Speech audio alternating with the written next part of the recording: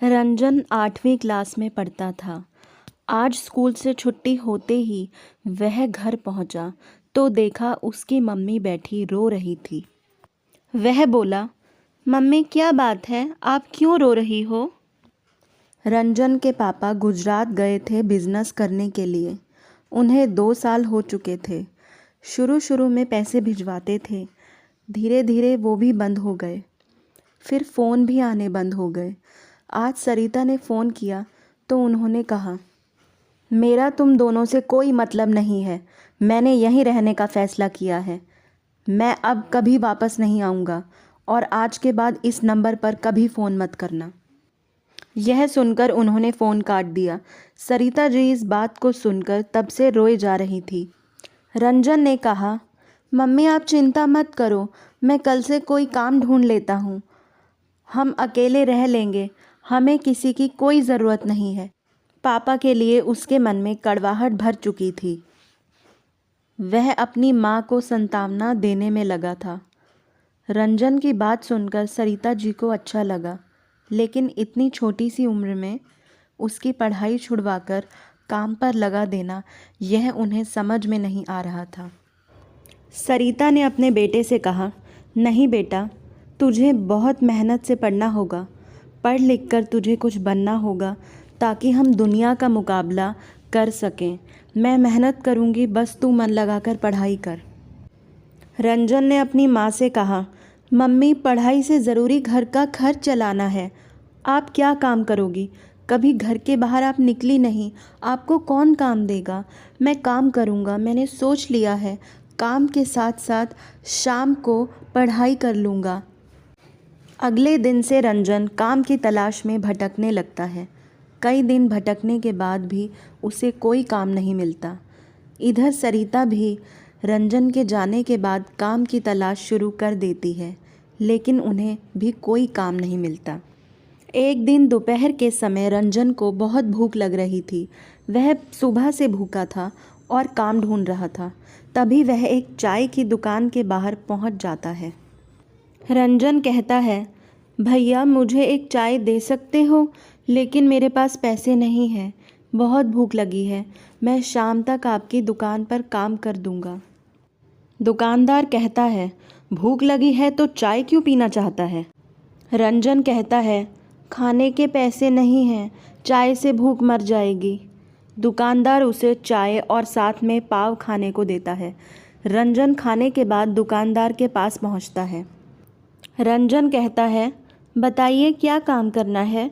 मैं शाम तक आपका काम करता रहूँगा। दुकानदार कहता है, जा बेटा घर जा, हम छोटे बच्चों से काम नहीं करवाते। किसी ने देख लिया तो पुलिस हमें पकड़ लेगी। रंजन बोलता है, लेकिन मैंने जो आपकी चाय पी है उसके पैसे कैसे चुकाऊँगा? दुकानदार उसे कहता है, जा बेटा, जब पैसे हों दे जाना। रंजन कहता है, नहीं, मुझे कुछ ना कुछ काम बताइए, मैं कर दूंगा।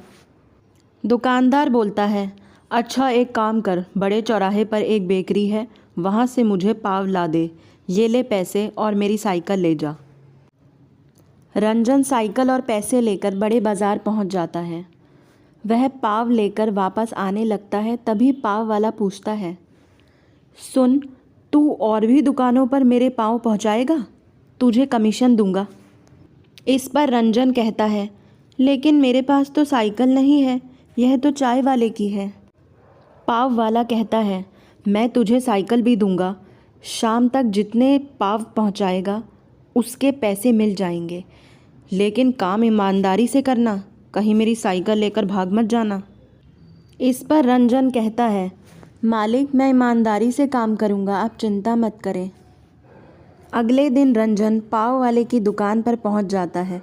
वह उसके पाव दुकानों पर पहुंचा देता है। शाम को उसे कमीशन के 100 रुपये मिल जाते हैं। घर आकर वह सरिता जी को सारी बात बताता है। दूसरे दिन भी वह मेहनत से काम करता है। शाम को जब वह अपने पैसे लेने पहुंचता है तो पाव वाला उससे कहता है, सुन बेटा, तेरे काम करने से मेरा बहुत फ़ायदा हो रहा है। कल तू पाव देने के बाद दूसरे बाज़ार में जाकर ये पाव वहाँ की बड़ी दुकानों को दिखाना। क्या पता वहाँ से ऑर्डर मिल जाए, इससे मेरी भी कमाई होगी और तेरी भी। रंजन ऐसा ही करता है। धीरे धीरे उसका काम बढ़ने लगता है। इधर सरिता जी को भी एक घर में खाना बनाने का काम मिल जाता है। दोनों माँ बेटे मेहनत से काम करने लगते हैं। इसी तरह समय बीतता जाता है। 8 साल बाद रंजन बहुत पैसा कमाने लगता है। उसने पैसे जोड़कर अपनी पाव की दुकान खोल ली थी। उसकी दुकान पर उसने कई लड़के रख लिए जो पाव बेचने जाते थे। रंजन ने अपनी माँ का काम छुड़वा दिया था। कुछ समय बाद सरिता ने एक अच्छी सी लड़की देखकर रंजन की शादी कर दी। पूरा परिवार खुशी से रह रहा था। एक दिन किसी ने कुंडा खटखटाया। सरिता ने दरवाज़ा खोला तो देखा सामने उसके पति योगेंद्र जी खड़े थे। सरिता उन्हें पहले तो पहचान ही नहीं पाई। पुराने से कपड़े, दाढ़ी बड़ी हुई थी, बहुत कमज़ोर लग रहे थे। सरिता बोली, अब आप क्यों आए हो? योगेंद्र जी फूट फूट कर रोने लगे। योगेंद्र जी ने कहा, मुझे माफ़ कर दो। मैंने वहाँ बहुत पैसा कमाया, फिर मैंने वहीं शादी कर ली। उसके बाद सब कुछ अच्छा चल रहा था, लेकिन एक दिन मैं बीमार पड़ गया। मेरी पत्नी सारा पैसा और जेवर लेकर चली गई। मैं अकेला बीमारी से लड़ता रहा। मेरी हालत ऐसी हो गई, अब ना मेरे पास घर है, ना खाने को रोटी, ना पहनने को कपड़े। मैंने तुम लोगों के साथ बहुत बुरा किया, लेकिन अब मैं कहाँ जाऊँ? मुझे कुछ समझ नहीं आ रहा था, इसलिए मैं यहाँ चला आया। सरिता बोली, आपको पता है हमने कैसे दिन काटे हैं? रंजन ने पढ़ाई छोड़कर दिन रात मेहनत की, तब कहीं जाकर यह सब बना पाया। मैं तो आपको माफ़ भी कर दूं, लेकिन वह कभी आपको माफ़ नहीं करेगा। शाम को रंजन आया तो उसे सारी बात का पता लगा। रंजन बोला, माँ इनसे कहो यहाँ से चले जाएं, मुझे इनसे कोई मतलब नहीं है। सरिता जी बैठी रो रही थी। उन्हें रोता देख रंजन ने कहा, मम्मी मैं आपको रोते नहीं देख सकता। ये बाहर वाले कमरे में रह सकते हैं, लेकिन हम लोगों से इनका कोई मतलब नहीं होगा। आप इनका खाना वहीं पहुंचा देना। योगेंद्र जी को बाहर के कमरे में ठहरा दिया जाता है, लेकिन घर का कोई सदस्य उनसे बात नहीं करता था। सरिता उन्हें खाना दे आती थी। योगेंद्र जी अपने किए पर पछता रहे थे। इधर रंजन ने उनसे सब रिश्ते तोड़ दिए थे। सरिता जी चाहकर भी अपने पति की मदद नहीं कर सकती थी, क्योंकि उन्हें अपने बेटे के कष्ट नज़र आ जाते थे। एक दिन योगेंद्र जी रात को सोए तो सुबह उठे नहीं। घर में मातम छा गया।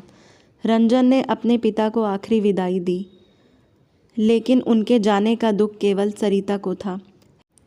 रंजन की ज़िंदगी से तो वो बहुत पहले ही चले गए थे।